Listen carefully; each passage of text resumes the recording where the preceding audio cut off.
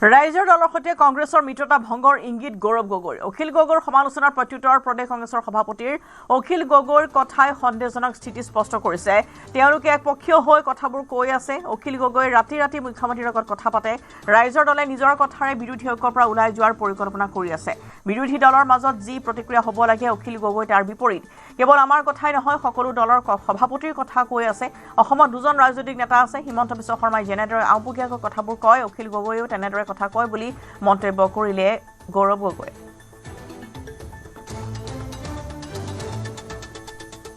অখিল গগৈ ডাঙৰীয়া আজি তাৰিখত যিদৰে মিডিয়া সন্মুখত কথাবোৰ কৈ আছে আজি তেওঁলোকে নিজৰ কথা নিজৰ কামৰ যোগেদি নিজকে আৰু নিজৰ দলটোক মানুহৰ দৃষ্টিত এটা সন্দেহজনক স্থিতিলৈ পঠাই আছে আজি তাৰিখত আমি চাই আছোঁ যে এইখিনি কৰিলে আমাৰ ভাল হ'লেহেঁতেন এইখিনি আৰু কেনেকৈ ভাল কৰিব পাৰিলোহেঁতেন আমি কথাখিনি পাতি আছোঁ আলোচনা চলি আছে কিন্তু তেওঁলোকৰ ব্যৱহাৰ বা তেওঁলোকৰ স্থিতি চালে যেন লাগে যে তেওঁ পাহৰি গৈছে যে ঢিঙত কংগ্ৰেছৰ ভোটটো ট্ৰান্সফাৰ হোৱাৰ কাৰণে ঢিঙত আজি তেওঁলোকৰ দলৰ বিধায়ক আছে নহলে ঢিঙৰ পঞ্চায়ত নিৰ্বাচনৰ ফলাফল চালেই আমি গম পাই যাওঁ শিৱসাগৰত কংগ্ৰেছৰ ভোট পোৱাৰ কাৰণে আজি তেওঁলোকে আজি এটা সুযোগ পাইছে নহলে আকৌ পঞ্চায়তৰ নিৰ্বাচন চালেই আমি গম পাই যাওঁ যে তেওঁলোকৰ বাস্তৱ স্থিতি ক'ত তো সেইকাৰণে এই ক্ষেত্ৰত সকলোৱে এটা সীমা ভিতৰত আত্মমন্থন আৰু এটা পৰিস্থিতি পৰিৱেশ ভিতৰত আলোচনা কৰাটো প্ৰয়োজন কিন্তু মই ভাবিছোঁ যে তেওঁলোকে অখিল গগৈ ডাঙৰীয়া ক'ৰবাত নিজৰ মন বনাই লৈছে যিখিনি কথা আজি তাৰিখত হিমন্ত বিশ্ব শৰ্মা ডাঙৰীয়া কৈ আছে বা নিৰ্বাচনী প্ৰচাৰ সময়ত কৈ আছিল মই ভাবোঁ অখিল গগৈ ডাঙৰীয়াই ক'ৰবাত তেওঁলোকে নিজৰ ৰাস্তা আগন্তুক দিনত কেনেদৰে আগুৱাই লৈ যাবলৈ বিচাৰে আগত যাবলৈ বিচাৰে তেওঁলোকে আগতে পৰিকল্পিতভাৱে নিৰ্ধাৰিত কৰি ৰাখি থৈছে ঠিক আছে আমিও কংগ্ৰেছ দল হিচাপে পৰৱৰ্তী দিনত আমাক কেনেকৈ আগবাঢ়ি যাব লাগে সেইখিনিও লৈ আমি আগবাঢ়ি যাম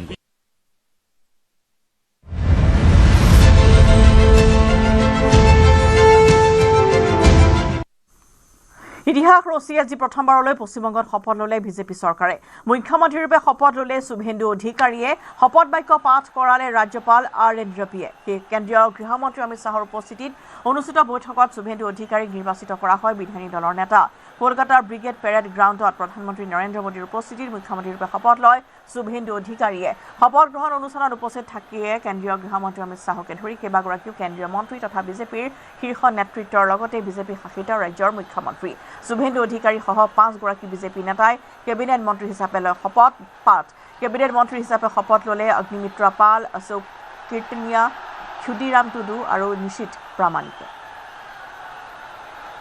জনসংঘৰ প্ৰতিষ্ঠাপক ডক্টৰ শ্যামা প্ৰসাদ মুখাৰ্জীৰ জন্মভূমিত প্ৰথমগৰাকী বিজেপি মুখ্যমন্ত্ৰী হ'ব শুভেন্দু অধিকাৰী 1970 চনৰ 15 ডিচেম্বৰত পূব মেদিনীপুৰৰ কাৰকুলিত জন্মগ্ৰহণ কৰিছিল নেতাজনে 1995 চনত ৰাজনীতিৰ প্ৰৱেশ শুভেন্দু অধিকাৰীৰ কংগ্ৰেছত যোগদান কৰি ৰাজনৈতিক অভিষেক ঘটিছিল শুভেন্দুৰ 1998 চনত পিতৃৰ সৈতে শুভেন্দু অধিকাৰীয়ে যোগদান কৰিছিল তৃণমূল কংগ্ৰেছৰ পৰা 2006 চনত প্ৰথমবাৰ বিধানসভালৈ নিৰ্বাচিত হয় শুভেন্দু অধিকাৰী 2007ত নন্দীগ্ৰাম ভূমি আন্দোলনত মমতা বেনাৰ্জীৰ মূল সহযোগী হিচাপে আছিল শুভেন্দু অধিকাৰী 2009 আৰু 2014ত তামলুক লোকসভা সমষ্টিৰ পৰা তৃণমূল কংগ্ৰেছৰ সাংসদ নিৰ্বাচিত শুভেন্দু অধিকাৰী 2016ত সাংসদ পদ ত্যাগ কৰি পুনৰ বিধানসভা নিৰ্বাচনত প্ৰতিদ্বন্দ্বিতা কৰে অধিকাৰীয়ে নন্দীগ্ৰামৰ পৰা বিধায়ক নিৰ্বাচিত হৈ পৰিবহণ জলসিঞ্চন জলসম্পদ বিভাগৰ দায়িত্ব তেওঁ লাভ কৰে 2020 চনত তৃণমূল ত্যাগ কৰি বিজেপিত যোগদান শুভেন্দু অধিকাৰী 2021ৰ বিধানসভা নিৰ্বাচনত নন্দীগ্ৰামত মমতা বেনাৰ্জীৰ বিৰুদ্ধে জয়লাভ কৰে শুভেন্দু অধিকাৰীয়ে বিধানসভাৰ বিৰোধী দলপতিৰ দায়িত্ব পালন কৰে 2021ৰ পৰা 2026লৈ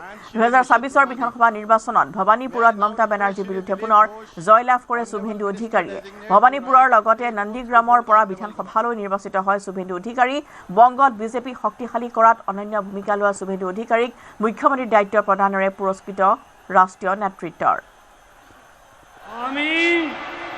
আমি শুভেন্দু অধিকারী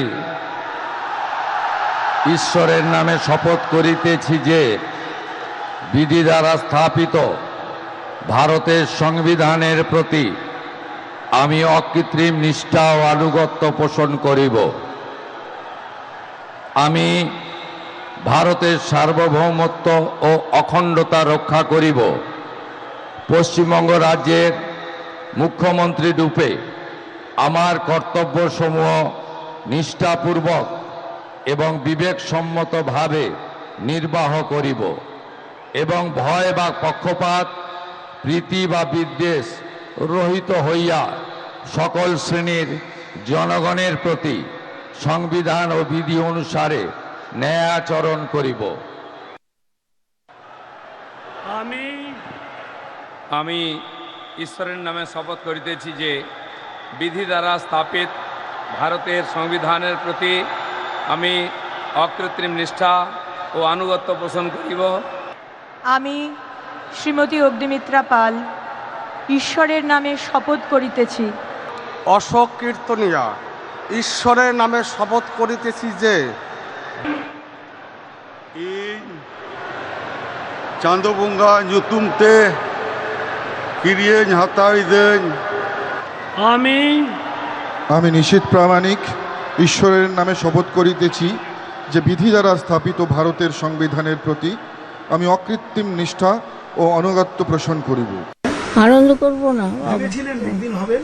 হ্যাঁ, আপনার এবারই ভেবেছিলাম হবে। হ্যাঁ, তো সেই একই আছেন গায়ত্রী দেবী, সেই একই গায়ত্রী দেবীকে দেখতে পাচ্ছি, কোনো বদল নেই। মুখ্যমন্ত্রীর মা আপনি, এটা কি ভুলে যাচ্ছেন আপনি? না, মুখ্যমন্ত্রী এর জন্যে একই রকমই থাকবে জনগণের জন্যে।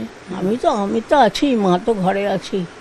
হ্যাঁ, মা তো মুখ্যমন্ত্রীর মা ঠিকই, খুব আনন্দ হচ্ছে। মায়ের জন্যে তো হয়নি। ছেলেকে কি বলবেন? হ্যাঁ, কি বলবো, কি বলার আছে? ভালোভাবে কাজ করো। পারবে তো? হ্যাঁ, নিশ্চয়ই পারবে। এত 5 বছর ধরে যে ছেলে আমার, হ্যাঁ, এখানে সেখানে কে গেছে বলুন তো, কে গেছে? একমাত্র শুভেন্দু গেছে।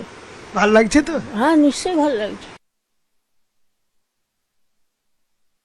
ওদের ভালো করে বাংলাকে পরিচালিত করুক। বাংলার মানুষের দুঃখ কষ্ট, কলকাতার রাস্তায় যেসব ছেলেপেল্লা পড়ে আছে চাকরি যাওয়া, সেসব মানুষের দিকে তাকানো এবং খুব দ্রুততার সঙ্গে কেন্দ্রের সঙ্গে বোঝাপড়া করে মোদিজির আদর্শে এবং মোদিজিকে ভরসা করে তার কাছে গিয়ে বাংলার উন্নয়নের জন্য পরপর প্রস্তাব দিয়ে বাংলার যুবকদের উন্নতি করার দরকার। সেই নন্দীগ্রামের লড়াই, প্রাক্তনের ডাক 2016-তে সেই জায়গায় দাঁড়িয়ে আজকে সেই দুবার হারানোকে তিনি বাংলার ছেলে ভাঙতা ভাত খাওয়ার ছেলে তিনি বলতেন এবং তাকে তিনি কথা তিনি রাখলেন। না, নন্দীগ্রাম যুদ্ধ তো ইতিহাস সৃষ্টি করেছে। আমরা জানি যে নন্দীগ্রাম লড়াই আমরা করেছিলাম, লড়াই করতে নেতৃত্ব শুভেন্দু দিয়েছে এবং তাকে বারে বারে সেইটাকে ধাক্কা মেরে পিছিয়ে দেওয়া একটা কৌশল চলছিল। সে কৌশলে আজকে পান্তা ভাত খাওয়া মানুষ জয়লাভ করেছে এবং শুধু নন্দীগ্রাম নয়, আজকে কলকাতার ভদ্রলোকেরা স্বদেশপ্রিয় কলকাতার যে সভ্যতা, সে সভ্যতা আজকে ন্যূনতম স্বীকৃতি পেয়েছে মেদিনীপুর।